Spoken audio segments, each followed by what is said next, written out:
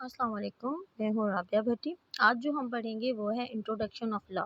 LLB part first year का ये subject है और हम इसकी जो है वो डेली बेसिस पर लेक्चर रिकॉर्ड करके और रखेंगे ताकि आपको जो है वो एग्ज़ाम में आसानी हो। क्या है इंट्रोडक्शन ऑफ लॉ जो है वो है, इसके मायने क्या हैं, ये लॉ क्यों है, इसमें क्या-क्या चीज़ें हैं, ये सारी चीज़ें हमारा हिस्सा हो गया। तो हम स्टार्ट करते हैं। सबसे पहले हम देखते हैं कि इसका नाम क्या है। इसका नाम है इंट्रोडक्शन टू लॉ, यानी कि इंट्रोडक्शन का मायने है मुतारिफ़ करवाना, टू लॉ मतलब कि कानून के बारे में मुतारिफ़ करवाना।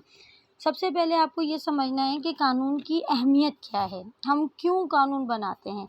तो ये चीज़ें, एक चीज़ हमेशा याद रखें कि हम जिस सोसाइटी का हिस्सा है ना, यहाँ पर इसकी बाउंड्रीज़ के साथ साथ जब हम अंदर रहते हैं तो यहाँ रहने के कुछ रूल्स हैं, कुछ रेगुलेशंस हैं। उन रूल्स को फॉलो करवाने के लिए, ठीक है, फॉलो करने के लिए या उन रूल्स पर अमल करवाने के लिए हम क्या करते हैं, हम लॉ बनाते हैं।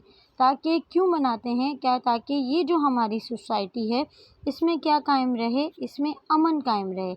अगर मिसाल के तौर पर यहाँ पर ये लॉ नहीं हो, कानून ना हो, तो हर शख्स अपने मुताबिक यहाँ पर ज़िंदगी गुजारेगा। कोई किसी की प्रॉपर्टी कब्ज़ा कर लेगा, कोई किसी को बेजा तंग करेगा, क्योंकि यहाँ पर लॉ नाम की चीज़ नहीं होगी। तो इसलिए लॉ जो है किसी भी सोसाइटी में पीस कायम करने के लिए, अमन कायम करने के लिए बहुत ज़्यादा ज़रूरी है। तो लॉ की बहुत सारी डेफिनेशंस हैं। सबसे पहली डेफिनेशंस हमें इंट्रोडक्शन ऑफ लॉ में क्या दे रहा है, वो कहता है कि कॉमन लॉ, कॉमन है, दैट मीन्स के उसके नाम से ही हमें पता पड़ रहा है कॉमन लॉ। वो कहता है कि common law is the legal system, यानी कि अब मिसाल के तौर पर वो लॉ जो लीगली सिस्टम सब पर एप्लीकेबल हो, वो कॉमन लॉ है। फॉर एग्ज़ाम्पल इंडिपेंडेंस डे पर अगर हम पूरी स्टेट में जो है वो अनाउंस करते हैं कि छुट्टी है, तो मतलब वो पूरी स्टेट में ही होगी। लीगल सिस्टम की अगर हम बात करें कि कॉमन लॉ वो लॉ के जो सब पर एप्लीकेबल हो, ऐसे बहुत सारे लॉज होंगे जिनमें आपने देखा होगा, तो वो लिखा हुआ होता है in force to whole Pakistan. That means कि वो किसी एक प्रोविंस के लिए नहीं। कॉमन लॉ वो जो हर जगह पर, हर बंदे के लिए, हर शहरी के लिए एक जैसा हो। सब्सटेंटिवली लॉ वो कहता है is the written substantive rules and the regulations how to people behave. वही बात आ गई सब्सटेंटिव लॉ में कि जिस सोसाइटी का हम हिस्सा हैं, ठीक है, हम इस सोसाइटी में रह रहे हैं, यहाँ पर हम काम भी कर रहे हैं, यहाँ हम खा पी रहे हैं, यहाँ हम एजुकेशन हासिल कर रहे हैं, तो यहाँ पर हमें रहने के लिए अगेन वही बात आई कि हमें रूल्स फॉलो करने पड़ेंगे। वो रूल बताएंगे कि हमें अपना बिहेव किस तरह रखना है। उन बिहेव्स पर जो लॉज बनाए जाएंगे उन्हें हम सब्सटेंटिवली लॉ कहेंगे, क्योंकि वो लॉ रिटन में होंगे। अगर रिटन में कोई चीज़ रूल की सूरत में आ जाती है तो वो क्या नाम है, हमारा सब्सटेंटिवली लॉ हो जाता है। Third one is a procedure law. Procedure कहते हैं किसी चीज़ को चलाना, ठीक है, उस चीज़ को किस तरह चलाना है, उसको प्रोसीज कैसे करना है। तो डेफिनेशन में देखते हैं, कहता है कि particular law explain the procedure method deal with the civil and the criminal law. अब यहाँ पर हमें एक चीज़ नहीं मिली सुनने के लिए। वो कहता है कि वो आपको प्रोसीजर और मेथड बताएगा कि सिविल और क्रिमिनल लॉ को आपने किस तरह लेके चलना है। सिविल लॉ एक अलग चीज़ है, इसको हम डेफिनेशन में बाद में पढ़ेंगे। क्रिमिनल लॉ दैट मीन्स कि कोई भी बंदा क्या कर रहा है, कमिटेड कर रहा है एनी अफेंस।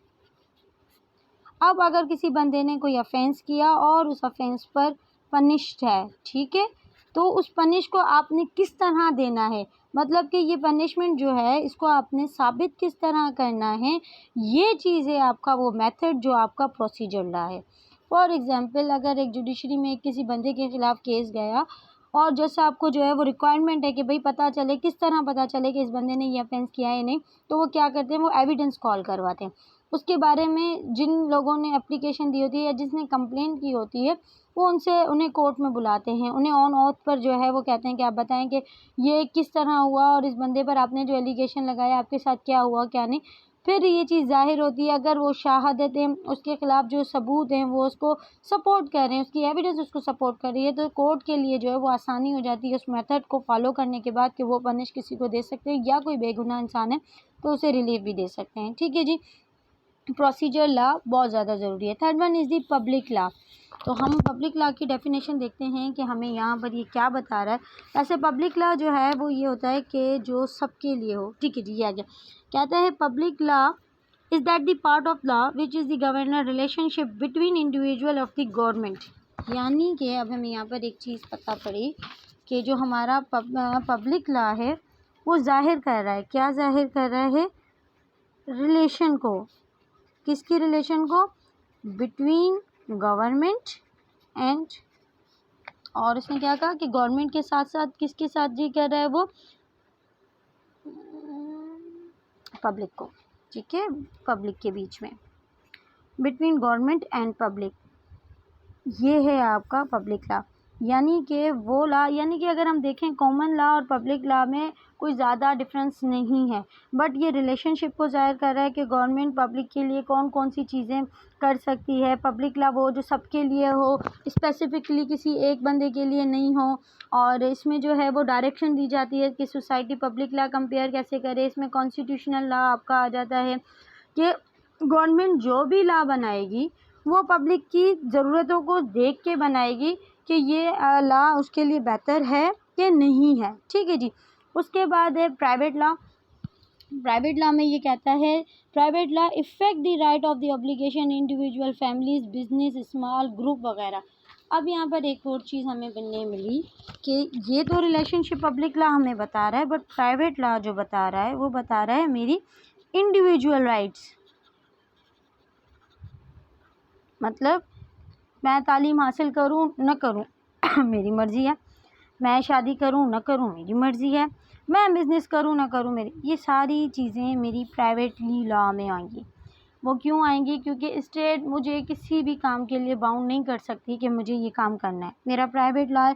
और यहाँ पर डेफिनेशन में भी यही चीज़ वो कह रहा है कि स्मॉल ग्रुप एग्जिट करेगा, सिटीज़न डिस्प्यूट है, अगर कोई भी इन्वॉल्व प्राइवेट मैटर्स हैं तो वो प्राइवेट मैटर्स वो खुद देखेंगे।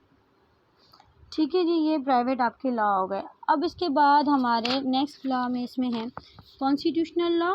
ये सबको पता है कि पाकिस्तान में कॉन्स्टिट्यूशंस लॉ जो है वो हम कहते हैं आईने पाकिस्तान को। और इस वक्त जो है हमारे पास कॉन्स्टिट्यूशन लॉ में जो है वो 3 है। एक था 1956 में, एक था 1960 में कमोपेश, और जो अब 1964, और एक है 1973। जो अब हम फॉलो कर रहे हैं कॉन्स्टिट्यूशन लॉ 1973 का करें। 1973 में हमें क्या क्या बताया गया है? फंडामेंटल राइट बताया गया है। इसमें हमें जो है वो गवर्नमेंट के बारे में बताया गया है। इसमें हमें कोर्ट्स के बारे में बताया गया है, और बहुत सारी चीज़ें हैं, और हम इसको अभी तक फॉलो कर रहे हैं और इसी लॉ पर हम लोग रहेंगे। ठीक है जी। एडमिनिस्ट्रेटिव लॉ हो गया जी, किसी भी पब्लिक लॉ को जो है एडमिनिस्ट्रेटिवली कोई भी अगर उसे डील करता है तो वो एडमिनिस्ट्रेटिव लॉ में आ जाएगा। इसके अलावा आगे जी आपके क्रिमिनल लॉ। जी बिल्कुल, हमने अभी क्रिमिनल लॉ के बारे में पढ़ा था कि जब हमने कोई सोसाइटी बनाई और इसके पीस में अगर कोई बंदा बिहेवियरली एक ऑफेंस कंडक्ट करता है तो उसकी पनिशमेंट के लिए जो है वो क्रिमिनल लॉ दिया हुआ होता है कि क्राइम अगर ऑफेंस कंडक्ट हो गया तो वो क्रिमिनल लॉ में आ जाएगा। चलिए जी, यहाँ तो हो गया। इसके बाद आप आ जाएं जी आपका कॉन्ट्रैक्ट लॉ। कॉन्ट्रैक्ट लॉ आपका जो है वो 1972 का आप लोग कॉन्ट्रैक्ट लॉ ऑलरेडी हमारे पास है ना। 8072 का कॉन्ट्रैक्ट लॉ हमारे पास है। और इस